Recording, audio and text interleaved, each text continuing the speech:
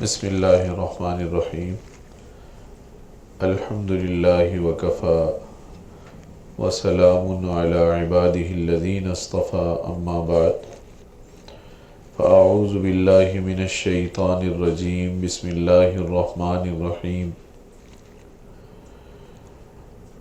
محمد رسول اللہ والذین معه اشداء علی الکفار رحماء بینہم تراہم رکعا سجدا یبتغون فضلا من اللہ ورضوانا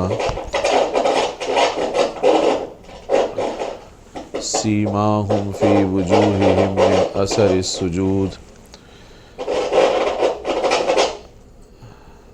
ذالک مثلہم فی التوراۃ ومثلهم في الإنجيل وقال تعالى لقد كان لكم في رسول الله أسوة حسنة وقال رسول الله صلى الله عليه وسلم من تمسك بسنتي عند فساد أمتي فله أجر 100 شهيد صدق اللہ مولانا العظیم وصدق رسوله النبی الکریم ونحن على ذلك لمن الشاہدین والشاکرین والحمد للہ رب العالمین۔ توفیق الہی سے آج کی مدینہ منورہ کی اس مجلس میں آداب کے حوالے سے جو باتیں گزشتہ مجلس میں عرض کی گئی تھیں انہی سے متعلق آج بھی گفتگو کو آگے بڑھایا جائے گا۔ دیکھیے یہ بقعہ، یہ خطہ، یہ قطع ارض، یہ وہ مبارک ترین سرزمین ہے جسے یہ اعزاز حاصل ہے کہ قیامت تک کے لیے اللہ کے نبی نے یہاں سکونت اختیار فرما لی ہے۔ آپ پیدا مکے میں ہوئے ہیں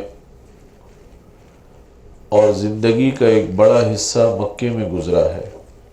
53 سال حضور اقدس صلی اللہ علیہ وسلم کی حیات طیبہ کے مکے میں گزرے ہیں اور کم و بیش 10 سال مدینہ طیبہ میں گزرے ہیں۔ اور پھر آپ نے جب مکے کو چھوڑا ہے اور ہجرت فرمائی ہے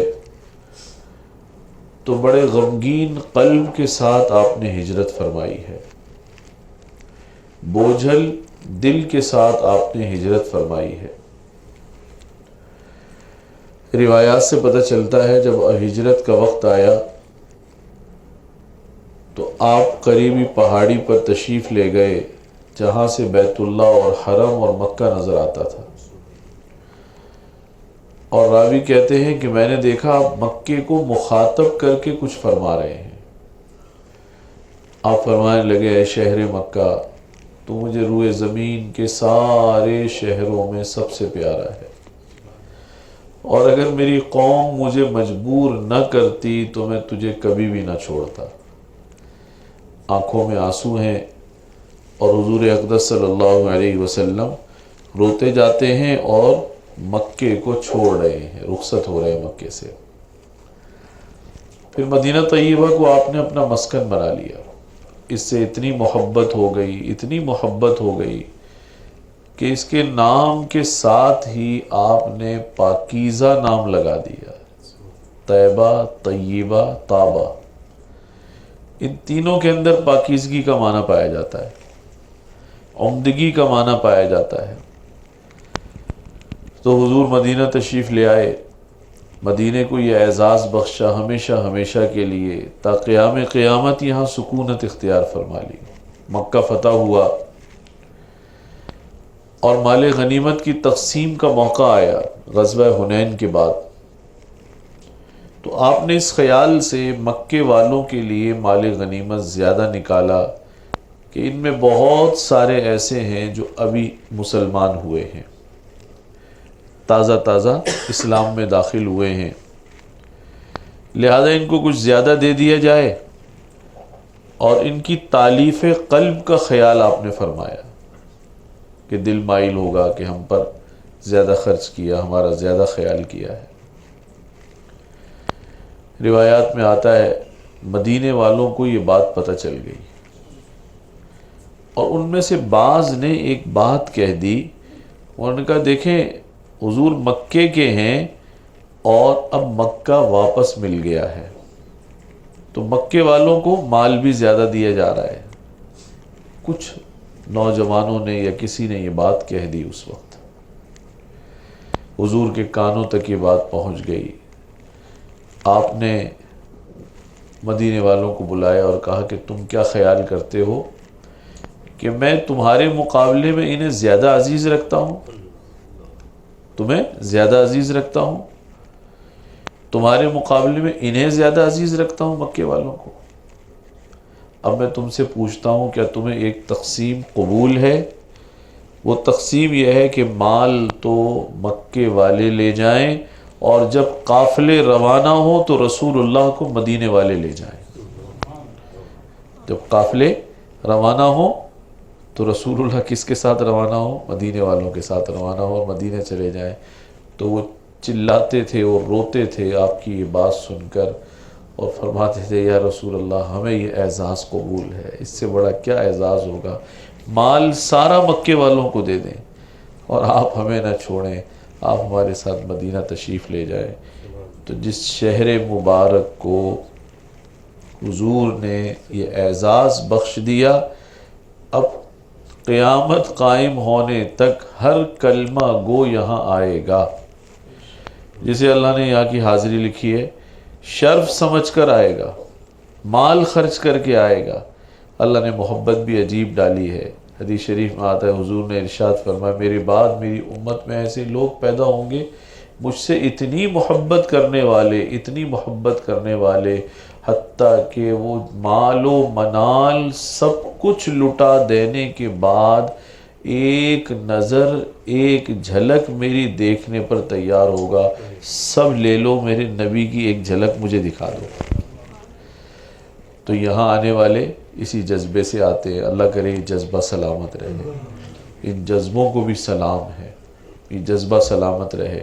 اور اتنا بڑا اعزاز ہے، اتنا بڑا اعزاز ہے، جس نے حضور کی قبر مبارک کی زیارت کر لی، روضے پر حاضری دے لی، من زار قبری وجبت لہو شفاعتی، من زار قبری وجبت لہو شفاعتی۔ آپ نے کیا فرمایا؟ جس نے یہ بعد والوں کے لیے، ہمارے لیے، زندگی میں صحابہ تو سامنے تھے نا، بعد والوں کے لیے آپ نے فرمایا کہ جس نے بعد نے میری قبر کی، میرے روضے کی زیارت کی، اس کے حق میں میری شفاعت واجب ہو گئی، میری شفاعت واجب ہو گئی۔ کیا انسان کو چاہیے؟ بڑا مبارک شہر ہے، لیکن یاد رکھیں مبارک تو اس کا چپا چپا ہے، اور جس چیز کی نسبت جتنی بڑی ہوتی ہے اس کا ادب بھی اتنا زیادہ ہوتا ہے، اس کا احترام بھی اتنا زیادہ ہوتا ہے۔ جنید بغدادی رحمۃ اللہ علیہ بڑے پہلوان ہوتے تھے، ایک زمانے میں شاہی پہلوان ہوتے تھے، اور بادشاہ جب انہیں کشتی کے لیے اتارتا تھا تو خود کمر تھپک کر اتارتا تھا کہ یہ ہمارا شاہی پہلوان اتر رہا ہے، اور ہر سال اعلان ہوتا تھا کہ بھئی کوئی اس کا مقابلہ کرے گا، کوئی ان کے مقابلے میں کامیاب نہیں ہوا تھا جنید کے۔ ایک سال اعلان ہوا تو لوگوں نے کہا بھائی ان سے کیا لڑنا، جنید سے، شاہی پہلوان ہے، بڑا تن و من آدمی ہے، کوئی آج تک ٹکا ہی نہیں مقابلے پر، کون ٹکے گا؟ تو خیر ایک دبلے پتلے آدمی نے، کمزور سے آدمی نے، دیکھیں دروازہ کھلا ہوا ہے، خواتین کو آواز جا رہی ہے، دبلے پتلے کمزور سے آدمی نے، اس نے آ کر کہا کہ میں مقابلہ کرنا چاہتا ہوں، کھول دے تھوڑے سے، میں مقابلہ کرنا چاہتا ہوں۔ تو کسی نے اس سے کہا کہ بھائی تم مرنا چاہتے ہو تو مرنے کے تو اور بھی راستے ہیں، کہ اسی کے ہاتھ سے مرنا ہے؟ اس کی جسامت دیکھو، کیسا طاقتور پہلوان ہے، اس کی طاقت دیکھو، جسامت دیکھو، قوت دیکھو، اور تم اپنی حالت دیکھو، تم اس کا مقابلہ کیسے کرو گے؟ اس نے کہا بھائی اعلان ہوا ہے نا، کوئی بھی مقابلہ کر سکتا ہے، میں مقابلہ کروں گا۔ چنانچہ مقابلے کا دن طے ہوا۔ بادشاہ نے کمر تھپک کر، بعض لکھنے والوں نے لکھا ہے شاہی پہلوان تھے، شاہی سواری بھیج کے بلایا جاتا تھا، شاہی سواری بھیج کے بلایا جاتا تھا، تو کمر تھپک کر اسے اتارا۔ اب جب آمنا سامنا ہوا تو لوگ ہنستے تھے کہ بھئی یہ کیا مقابلہ کرے گا، اسے خواہ مخواہ میدان میں آیا یہ۔ جب دونوں قریب آئے اور پہلوانی کا مقابلہ شروع ہونے سے پہلے مصافحہ کیا تو اس نے پتہ نہیں کیا بات کہی جنید کے کان میں، جنید کے کان میں کیا بات کہی۔ اس کے بعد جب مقابلہ شروع ہوا تو اس سوکھے دبلے پتلے آدمی نے ایک ہاتھ جنید پر ڈالا اور وہ زمین پر گر گئے۔ بادشاہ بڑا سیخ پا ہوا، کہنے لگا یہ کیا ہوا بھائی، یہ تو بات سمجھ میں نہیں آئی، پھر کھڑا کرو انہیں۔ پھر کھڑا کیا، پھر اس نے ہاتھ ڈالا تو جنید پھر زمین پر۔ لوگوں کو بھی سمجھ میں نہ آئی یہ کیا ہو رہا ہے، یہ کیا ہو رہا ہے۔ پھر کہا ہمیں سمجھ میں نہیں آئی یہ مقابلہ کیسے ہو گیا، یہ کیسے نیچے گر گیا۔ چنانچہ تیسری مرتبہ کھڑا کیا، پھر اس نے ہاتھ ڈالا، پھر جنید زمین پر۔ اب بادشاہ بڑا ناراض ہوا اور اس نے کہا تمہارے سارے شاہی اعزاز واپس۔ ارے کبھی بڑے سے بڑے پہلوان سے شکست نہ کھائی اور آج شکست کھائی تو اس دبلے آدمی سے، اس دبلے آدمی سے تم نے شکست کھا لی۔ تو بڑا ناراض ہوا، سارے شاہی اعزاز واپس کر دیے۔ کہا تیری میرے ساتھ ایک تعلق اور محبت نہ ہوتی تو گلے میں جوتوں کا ہار پہنا کر تجھے رخصت کرتا۔ انعام اسے مل گیا۔ گھر پہنچے جنید تو گھر میں کوہرام مچا ہوا تھا، پتہ چل گیا تھا سارے شہر کو بھئی جنید کو شکست ہو گئی۔ گھر میں رونا پیٹنا ہو رہا تھا۔ تو گھر پہنچے تو جب رونا پیٹنا کم ہوا تو بیوی نے بچوں نے پوچھا مسئلہ کیا ہوا تھا؟ کہا جی مسئلہ کچھ بھی نہیں تھا، نہ وہ میرے مقابلے کا تھا نہ مجھے پچھاڑ سکتا تھا، کوئی بات تھی نہیں، جوڑ کی کوئی بات ہی نہیں تھی۔ معاملہ یہ ہوا کہ مقابلہ شروع ہونے سے پہلے اس نے کہا جنید میرے کان میں آ کر کہا کہ میں سید ہوں، آل رسول ہوں، کئی دن سے گھر میں فاقہ ہے، اگر آج تم مقابلے میں ہزیمت کھا گئے اور تم مصنوعی طور پر تم نے شکست قبول کر لی تو انعام کی رقم مجھے مل جائے گی، میرا بھلا ہو جائے گا، لیکن انشاءاللہ تم میرا جو احترام کرو گے اس کی وجہ سے اللہ تمہیں نواز دیں گے۔ گھر والوں کو تھوڑا سا قرار آیا بات سن کر۔ رات کو جب سوئے تو خواب میں سرکار دو عالم صلی اللہ علیہ وسلم کی زیارت ہو گئی۔ کہا تو نے میرے نام کی، میری نسبت کا تو نے لاج رکھا، اب اس نسبت کے لاج رکھنے کی وجہ سے اولیاء میں تیرا نام ایسے شامل کیا جا رہا ہے کہ تیرے نام کے بغیر ذکر اولیاء پورا ہی نہیں ہوگا۔ اور واقعی اتنی کتابیں لکھی گئیں، اتنے تذکرے ہوتے ہیں، جنید بغدادی کے بغیر نہ کوئی کتاب پوری ہوگی نہ تذکرہ پورا ہوگا۔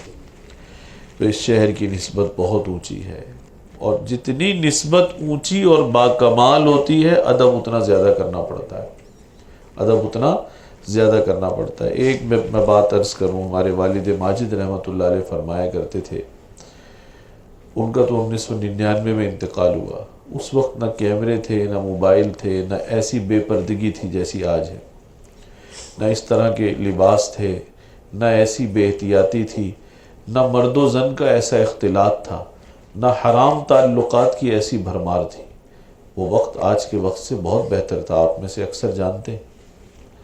لیکن مجھے یاد ہے والد ماجد رحمۃ اللہ علیہ فرمایا کرتے تھے آخری سالوں میں 94 95 96 کے دور میں، اور ان کی جو کتاب ہے رہنمائے حجاج اس میں بھی شروع میں لکھی ہے یہ بات کہ ہماری بے ادبیوں اور بے احتیاطیوں کی وجہ سے حرمین شریفین کے انوارات اور برکات میں کمی محسوس ہو رہی ہے، کمی آتی جا رہی ہے۔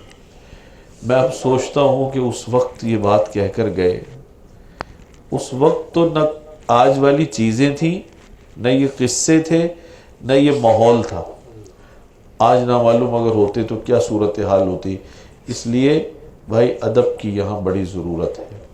میں نے گزشتہ مجلس میں عرض کیا تھا بہت نوافل نہ پڑھ سکے، بہت درود و سلام نہ پڑھ سکے، بہت زیادہ اعمال ہم نہ کر سکے، کمزور ہیں، ہم سے حق ادا نہیں ہوتا، نمازیں پڑھ لیں، فرائض پورے کر لیے، لیکن بھائی اگر بے ادبی سے بچ گئے، یہاں کی گستاخی سے بچ گئے تو انشاءاللہ ثم انشاءاللہ خالی نہیں جائے گا، خالی نہیں جائے گا، خیر لے کر جائے گا انشاءاللہ.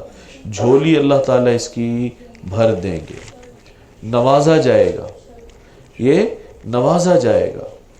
اور اگر یہاں آیا، یہاں کے تقاضوں کو نہ سمجھا، میں نے گزشتہ مجلس میں عرض کیا تھا یہاں آنے والا یہ سوچ کر آئے کہ میں آنے کا اہل نہیں تھا، یہ سوچ کر آئے کہ میں آنے کا اہل نہیں تھا. یہ دل میں خیال نہ لائے کہ میری حیثیت تھی، میرے اندر کوئی کمال تھا، میرے اعمال اتنے اونچے تھے کہ مجھے یہاں بلایا گیا ہے. یہ جو آپ حرم سے جب نکلتے ہیں مسجد نبوی سے تو درمیان میں باب المجیدی آتا ہے، سلطان عبد المجید خان کے نام پر ہے. یہ ترک جو سلطنت تھی اس کے بادشاہوں میں سے بڑے نیک صالح انسان. اور آپ دیکھتے ہیں کہ مسجد نبوی کا اگلا حصہ قدیم ہے، باقی ساری جدید تعمیر ہے. تو آپ کو معلوم ہے یہ جو قدیم تعمیر تھوڑی سی رہ گئی ہے، اصل مسجد نبوی جس کے اندر ریاض الجنہ بھی ہے، حضور کی محراب بھی ہے، صفہ چبوترا بھی ہے، قدمین والا حصہ بھی ہے، مقام تہجد بھی ہے. اللہ سے دعا مانگا کریں، یہ قیمتی ترین روئے زمین کا ٹکڑا ہے، اللہ اسے مسلمانوں کے لیے پھر کھول دے. بہت زیادہ دل تنگ ہوتا ہے کہ سارے مقدس مقامات کا مجموعہ یہ ٹکڑا ہے اور یہ ٹکڑے تک رسائی اب مشکل ہوتی چلی جا رہی ہے، نہ معلوم ہمارے گناہوں کا ثمرہ ہے. تو یہ پرانی جو مسجد ہے یہ ترکوں کے ہاتھ کی بنی ہوئی ہے، سلطان کے دور میں اس کی تعمیر ہوئی ہے. اور میں آپ کو عجیب بات عرض کروں، تاریخ اٹھا کر آپ پڑھیں آپ دنگ رہ جائیں گے کس شان کے ساتھ سلطان معظم نے اس کی تعمیر کرائی ہے. مدینے سے خبر آئی کہ مسجد نبوی کی توسیع کی ضرورت ہے، تعمیر کی ضرورت ہے، تو انہوں نے نوجوانوں کی ایک پوری بڑی تعداد ایسی تیار کرائی جو سب حافظ قرآن تھے، حفاظ تھے. انہیں معمار کا کام سکھایا، معمار کا کام سکھایا، تعمیر کا کام سکھایا. مدینے کے آداب وقت کے بڑے بڑے علماء اور مشائخ سے انہیں پڑھوائے گئے. اس دور کے بڑے بڑے علماء اور مشائخ سے مدینے کے آداب، حضور کے آداب، روزے کے آداب، یہاں کام کیسے کرنا ہے.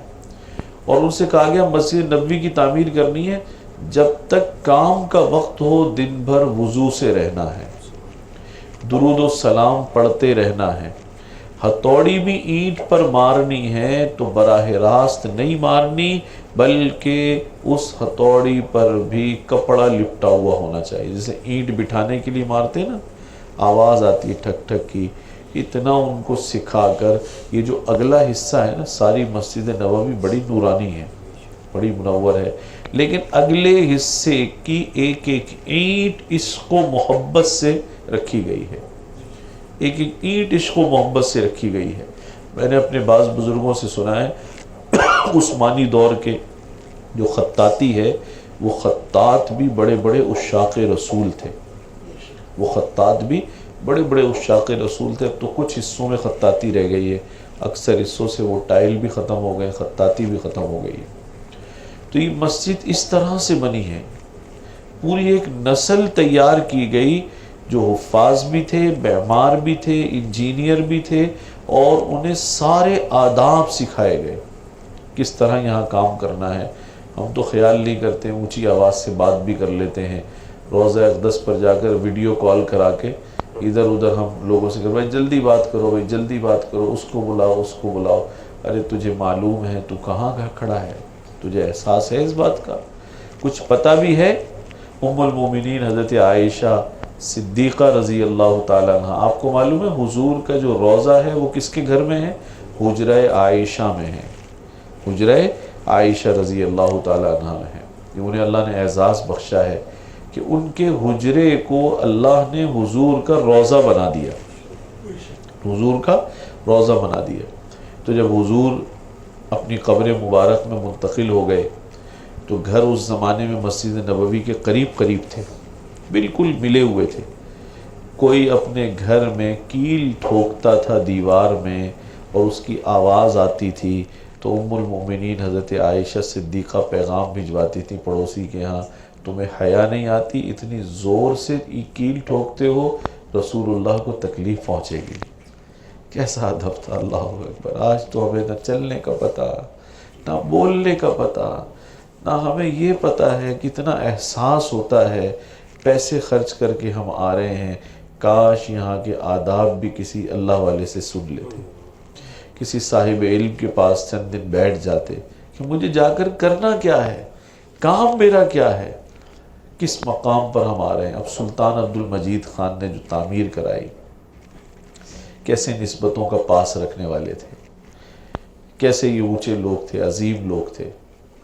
تو سلطان کو پیغام دیا گیا کہ تعمیر ہو گئی ہے، توسیع ہو گئی ہے، اب آپ آ کر اس کا افتتاح فرمائیں۔ سلطان کانپ گئے اور فرمانے لگے میرے بس کا نہیں ہے مسجد نبوی کا افتتاح کرنا، میرے بس کا نہیں ہے مسجد نبوی کا افتتاح کرنا، میں نہیں آ سکتا۔ تو انہوں نے کہا جی علماء اور مشائخ مدینہ کی خواہش ہے آپ آ کر افتتاح کریں، مشائخ مدینہ کی خواہش ہے آپ آ کر افتتاح کریں۔ سلطان نے پھر معذرت کی، جب اصرار ہوا تو خیال آیا کہ مشائخ اور علماء کو منع نہیں کرنا چاہیے، تو استنبول سے چلے، استنبول سے چلے، اور کس طرح چلے کہ اونٹوں پر بڑے بڑے صندوق رکھوائے،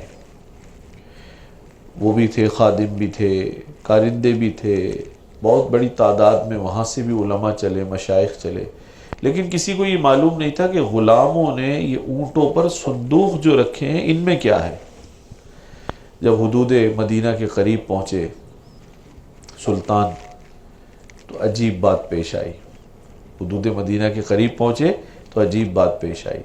اب انہوں نے غلاموں کو حکم دیا کہ صندوق کھولے جائیں، صندوق کھولے گئے، اس میں بڑی بھاری زنجیریں تھیں اور بیڑیاں تھیں، بھاری زنجیریں اور بیڑیاں تھیں۔ تو ان غلاموں کو حکم دیا کہ یہ زنجیریں، ان زنجیروں میں مجھے جکڑ دو اور روضہ اقدس کی طرف اب جو راستہ جائے تو مجھے گھسیٹتے ہوئے لے کر جانا۔ کیسا فخر بھائی، ہماری اوقات ہے کوئی گنتی ہے ہماری؟ ادب آتا نہیں، کہتے ہیں جو ادب نہیں کرتا وہ بتاتا ہے کہ اس کو معرفت ہی نہیں ہے، پتہ ہی نہیں ہے۔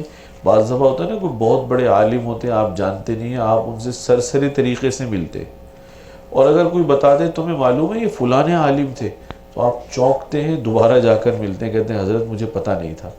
ادب کون کرتا ہے؟ جسے پتہ ہوتا ہے۔ یہاں کا ادب بھی وہی کرے گا جسے رسول اللہ کی اور شہر رسول اللہ کی معرفت ہوگی۔ جسے معرفت ہی نہیں ہوگی تو وہ یہاں کا ادب کیسے کرے گا؟ تو سلطان لوگ آگے آ گئے، عمراء آگے آ گئے، آیان مملکت آگے آ گئے، انہوں نے کہا کہ سلطان یہ کیا کر رہے ہیں آپ؟ وہاں تو مدینے میں کتنے لوگ وہاں موجود ہوں گے دیکھنے والے، آپ کس طرح سے ایسے مدینے میں داخل ہوں گے؟ کہا میرا حکم ہے اس معاملے میں تم لوگ بیچ میں نہ ہو، ہٹ جاؤ بیچ میں سے۔ اب جب سلطان کا حکم تھا سب ہٹ گئے، ادھر قطار باندھ کر مدینے کے علماء اور مشائخ کھڑے ہوئے ہیں کہ سلطان آ رہے ہیں استنبول سے، سلطان معظم آ رہے ہیں۔ اور جب سلطان آئے تو دھول میں اٹے ہوئے، مٹی میں اور دھول میں اٹے ہوئے اور زنجیروں میں جکڑے ہوئے، اور رسول اللہ کے روضے کی طرف انہیں گھسیٹ کر، ان کے حکم کی وجہ سے گھسیٹ کر لایا جا رہا ہے، اور اس طرح سے پیش ہو رہے ہیں کہ جیسے کوئی مجرم پیش کیا جاتا ہے۔ اور بعد میں پوچھا گیا سلطان آپ نے ایسے کیسے کیا؟ تو کہا کہ میں نے تو ساری زندگی پہ نظر ڈالی، مجھے تو لگا کہ میں نے تو ساری زندگی حضور کی سنت اور شریعت کو پامال کیا ہے، میں سر اٹھا کر کیسے روزے پر جا سکتا ہوں؟ میں تو مجرم کی طرح ہی پیش ہو سکتا ہوں۔ اپنا اگر محاسبہ کریں تو خدا کی قسم ہم نے زندگی سنت پر گزاری ہے، سنتیں پامال کی ہیں، شریعت کو پامال کیا ہے. اپنے ذرا سے نفع کے لیے ہم نے حضور کی سنتوں کو چھوڑا ہے. ہمارے حلیے، ہمارے چہرے، ہمارے حالات، ہمارا ماضی ہمیں بھلا فخر کیسے زیب دیتا ہے. ہماری حالت تو یہ ہے واقعتاً پیش ہو تو ایسے پیش ہو جیسے مجرم پیش ہوتا ہے. یہاں کا ادب بہت زیادہ ہے. جب تک رہیں یہاں کے در و دیوار میں غرق رہیں، اپنے آپ کو اور اپنی ذات کو اور اپنے چہرے کو ہٹا دیں بیچ میں سے. اپنے آپ کو، اپنی ذات کو، اپنے چہرے کو بیچ میں سے ہٹا دیں. یہ جو خیال ہوتا ہے نا کہ ہر جگہ میں ہی نظر آؤں، ہر چیز میں میری ہی تصویر نظر آئے. میں تو بعض مرتبہ ساتھی بچے بناتے ہیں تو انہیں منع کرتا ہوں کہ بھائی یہاں چھوڑ دو اس قصے کو، اس کی کوئی ضرورت نہیں ہے. یہاں تو جس مقصد کے لیے آئے ہیں کاش اس مقصد میں ہم کامیاب ہو جائیں، ہم پر نگاہ کرم پڑ جائے، ہم پر نگاہ کرم پڑ جائے. آنے کا جو مقصد ہے وہ حاصل ہو جائے گا، جھولی خالی نہیں جائے گی. بہت نسبت بڑی ہے، اور جتنی نسبت بڑی ہے اتنی نسبت کے تقاضے بھی بڑے ہیں، ادب کے تقاضے بھی بہت زیادہ ہیں. حضرت مولانا خلیل احمد سہارنپوری رحمۃ اللہ علیہ نے لکھا ہے کہ ہمارے ساتھ ایک صاحب آئے. ایک دن یکایک انہیں ہوا لگ گئی، اور ایسی ہوا لگی کہ منہ پھر گیا اور لقوہ ہو گیا بڑا خطرناک قسم کا، اور ان کی زندگی سے مایوسی ہو گئی سب کو. حضرت فرماتے ہیں کہ بہت دوا کی لیکن فائدہ نہ ہوا.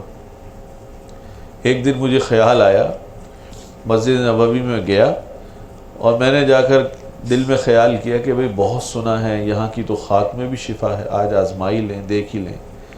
ماتے ایک طرف جا کر کسی قالین یا دری کو ہٹا کر جو مٹی ہاتھ میں آ سکی وہ جمع کر لی، اور لے جا کر اس کو پانی میں ملا کر لیپ بنا لیا. اور ان کے جو چچا جو عزیز بیمار تھے ماتے وہ یہاں جا کر میں نے ملنا شروع کیا.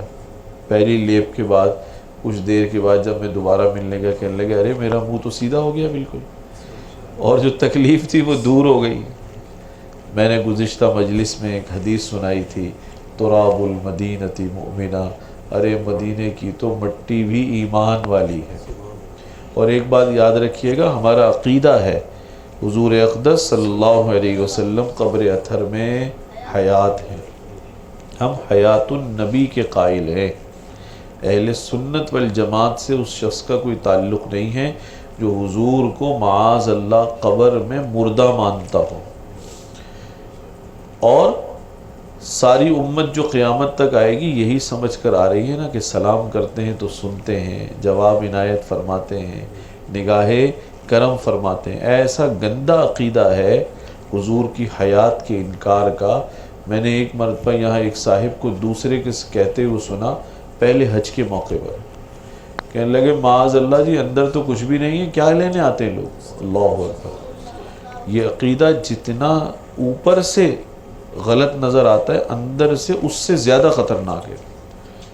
یہ ایسی سادی بات نہیں ہے، کیونکہ جب وہ اس کا انکار کرتا ہے کہ حضور حیات نہیں ہے، حالانکہ حدیث شریف میں صاف آتا ہے کہ انبیاء اپنی قبروں میں حیات ہیں. ایک روایت میں آتا ہے یصلون، نماز پڑھتے ہیں، ایک میں آتا ہے یرزقون، روزی بھی دی جاتی ہے، ان کو روزی بھی دی جاتی ہے. اور آپ نے صاف فرمایا کہ جو میری قبر پر آئے سلام کرتا ہے تو حضور اس کو جواب بھی دیتے ہیں. تو میں اس دن حیران رہ گیا، یہیں مدینے میں پہلے سفر کی بات ہے، 97 میں الحمدللہ پہلا سفر ہوا. تو وہ ایک صاحب دوسرے کو سمجھا رہے تھے جو اس برے عقیدے کے حامل تھے، حیات النبی کے نہ ماننے والے. کہہ رہے تھے بھائی یہاں کچھ بھی نہیں ہے، پتہ نہیں کسی دور میں قبر کھل گئی تھی تو اندر کچھ بھی نہیں تھا، ہڈیاں بھی نہیں تھی. معاذ اللہ معاذ اللہ. حدیث شریف میں آتا ہے حضور نے فرمایا اللہ نے زمین پر حرام کر دیا ہے کہ وہ انبیاء کے جسموں کو کھا سکے. تو بھائی ہم زندہ و جاوید ہستی کی بارگاہ میں جا رہے ہیں جن کی حیات برزخی ہماری حیات دنیاوی سے بھی اعلیٰ و ارفع ہے. اسی لیے تو ہمارے اکابرین نے اس عقیدے کو اتنی اہمیت دی، کہا جو اس کو نہ مانتا ہو وہ اہل سنت سے خارج ہے. تو آپ اس ہستی کی بارگاہ میں ہیں، ان کے شہر میں ہیں جو آپ کی آواز سن بھی رہے ہیں، آپ وہاں پر سلام پیش کر رہے ہیں، سلام بھی سن رہے ہیں، جواب بھی دے رہے ہیں، اور اگر ہم بے ادبی کر رہے ہیں تو بے ادبی سے تکلیف نہیں محسوس فرمائیں گے؟ یقیناً تکلیف محسوس فرمائیں گے، یقیناً تکلیف محسوس فرمائیں گے۔ ادب بہت زیادہ ضروری ہے، ادب کا بہت خیال رکھیں۔ کچھ اور نہ ہو سکا، ہمارے حضرت رحمۃ اللہ علیہ فرمایا کرتے تھے لوگوں کی دو قسمیں ہوتی ہیں، ایک قسم یہ ہے دوسرے کو اذیت دینے والے، ایک قسم یہ ہے دوسرے کو راحت دینے والے۔ فرمایا کرتے تھے تم دوسری قسم میں سے بنو، راحت دو، راحت دو، اور پہلی قسم میں سے مت بننا کہ تم اذیت دو۔ فرمایا کرتے تھے کم از کم تیسری قسم میں چلے جانا، اگر تم کسی کو راحت نہیں دے سکتے تو اذیت بھی مت دینا، اور اگر کوئی رسول اللہ کو اذیت پہنچائے آ کر، اللہ اکبر، اللہ اکبر۔ اور بھائی ایک آخری بات اور عرض کروں گا، اس کے بعد انشاءاللہ برکت کے لیے چند تسبیح کا ذکر کریں گے۔ مدینہ طیبہ میں آئے تو یہاں حضور کی بارگاہ میں کیا وعدے کر کے جائے، عہد و پیمان بھی کیے جاتے ہیں نا یہاں پر، اس سے بڑا عہد و پیمان کا کوئی مقام ہوگا؟ یہ مرکز رشد ہے، مرکز ہدایت ہے۔ ایک تو آنے والا یہ خیال کرے کہ یہ دیکھے، یہ نہ سوچے کہ بھئی میں نے شاپنگ پوری کر لی یا نہیں کی، یہ سوچے کہ مرکز رشد و ہدایت سے مجھے ہدایت بھی ملی یا نہیں ملی، مرکز رشد و ہدایت سے مجھے ہدایت بھی ملی یا نہیں ملی، اس کی بھی فکر کرے۔ دنیا بھر سے گمراہ لوگ آتے تھے، بڑے بڑے فساق و فجار آتے تھے، اور حضور کی بارگاہ میں آ کر وہ ہدایت کا خزانہ لے جاتے تھے، شرف صحابیت سے مشرف ہو جاتے تھے۔ تو یہ سوچے، اور عہد و پیمان کس چیز کے کرنے یہاں پر؟ ہمارے اکابرین نے لکھا ہے کہ رسول اللہ کی بارگاہ میں یوں بھی عرض کر دے، یا رسول اللہ پہلی زندگی میری مرضی کی تھی، اب وعدہ کرتا ہوں آپ سے، طے کرتا ہوں اگلی زندگی کس کی مرضی کی ہوگی؟ آپ کی مرضی کی ہوگی، اللہ و رسول کی مرضی کی زندگی ہوگی اگلی۔ علماء نے لکھا ہے جب کوئی امتی یہ عہد کرتا ہے، گزشتہ زندگی سے حضور کے سامنے توبہ کرتا ہے، آپ اس کی توبہ پر بھی گواہ بن جاتے ہیں، اور اس عہد و پیمان سے آپ خوش بھی ہوتے ہیں، آپ خوش بھی ہوتے ہیں۔ کسی کا بیٹا نافرمان ہونا، اللہ اولاد کی نافرمانی سے بچائے، کسی کا بچہ نافرمان ہو اور کبھی اللہ اسے ہدایت دیں اور وہ پلٹ جائے، وہ پلٹ جائے اور آ کر ابا سے کہے ابا بہت دل دکھایا آپ کا، بڑا آپ کو پریشان کیا، ماں سے کہے اماں آپ کو بہت پریشان کیا، بڑا دل دکھایا، اب پہلے جو ہوا سو ہوا، آئندہ آپ کو بڑا سکھی رکھوں گا، آپ کا دل ٹھنڈا رکھوں گا۔ آپ مجھے بتائیں باپ کا دل خوش ہوگا یا نہیں ہوگا؟ بے شک بچہ کتنا نالائق ہو، ارے یہ تو باپ اور اولاد کا رشتہ ہے، ہمارا حضور سے نبی اور امتی والا رشتہ ہے، اس رشتے سے کہیں زیادہ عظیم اور مقدس رشتہ۔ جب کوئی توبہ کرتا ہے تو حضور خوشی محسوس فرماتے ہیں، عہد و پیمان کرتا ہے یہاں پر خوشی محسوس فرماتے ہیں۔ اس لیے بھائی زندگی میں جو چیزیں خلاف شریعت کرتے رہے، حضور کی بارگاہ میں عہد کر کے جائیں اور اس عہد کو نبھائیں کہ یہ عہد میں نے کسی عام ہستی کے سامنے نہیں کیا، میں نے رسول اللہ صلی اللہ علیہ وسلم کی خدمت میں کیا ہے۔ آپ نے سنا ہے، آپ اس پر گواہ ہیں، اس پر امین ہیں، میں نے جو طے کیا ہے آپ کی بارگاہ میں طے کیا، اس سے میں کیسے پیچھے ہٹ سکتا ہوں؟ مثلا پہلے داڑھی کاٹتا تھا، اب حضور کی بارگاہ میں عہد کرے یا رسول اللہ اب نہیں ہوگا، یہ اب ایسا نہیں ہوگا، انشاءاللہ رکھوں گا اسے، رکھوں گا اسے۔ لباس خلاف شریعت پہنتا تھا، عہد کرے، عہد کرے کہ اب میں انشاءاللہ آپ سے وعدہ کرتا ہوں اس سنت پر میں قائم رہوں گا، اب اس سے پیچھے نہیں ہٹوں گا۔ اور بھئی ایک بات یاد رکھیں، دنیا میں لوگ ایک دوسرے سے محبت کرتے ہیں، دم بھرتے ہیں، اچھا جھوٹے دم زیادہ بھرتے ہیں، ادھر ادھر کے دم زیادہ بھرتے ہیں۔ حضرت تھانوی رحمۃ اللہ نے لکھا ہے لوگ عشق عشق کرتے ہیں، میرا تجربہ تو یہ ہے کوئی عشق وشق نہیں ہوتا، سب نفسانیت اور فسق ہوتا ہے۔ اگر عشق ہوتا ہے تو کس سے ہوتا ہے؟ وہ اللہ و رسول سے ہوتا ہے، اللہ و رسول سے ہوتا ہے۔ تو بھائی وہاں بھی عرض کرے کہ اب یہ چیز پہلے ہوتی رہی اب نہیں ہوگی، اب چہرے پہ داڑھی ہوگی، آپ جیسے اخلاق ہوں گے، آپ جیسی سیرت ہوگی، جب ان کی خدمت میں وعدہ کرے گا تو قلب اطہر بھی خوش ہوگا، اور حضور جب خوش ہوں گے تو اللہ کی رحمتوں کا نزول ہوگا یا نہیں ہوگا؟ اللہ کی رحمتوں کا نزول بھی ہوگا۔